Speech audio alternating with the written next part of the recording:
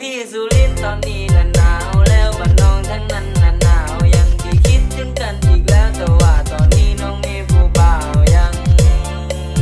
น้องมีผู้บ่าวยัง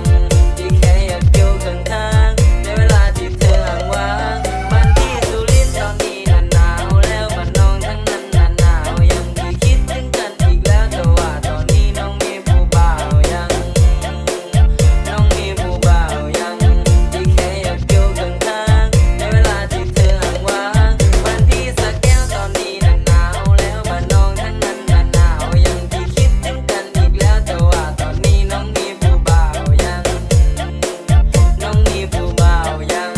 ที่แค่อยากอยู่ข้างๆในเวลาที่เธอห่างว่างบ้านพี่สีเกตตอนนี้น่ะหนาวแล้วบ้านน้องทั้งนั้นน่ะหนาวยังที่คิดถึงกันอีกแล้วแต่ว่าตอนนี้น้องมีผู้บ่าวยังน้องมีผู้บ่าวยัง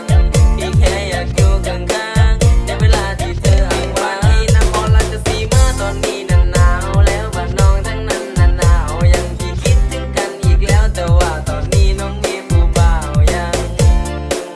น้องมีผู้บ่าวยัง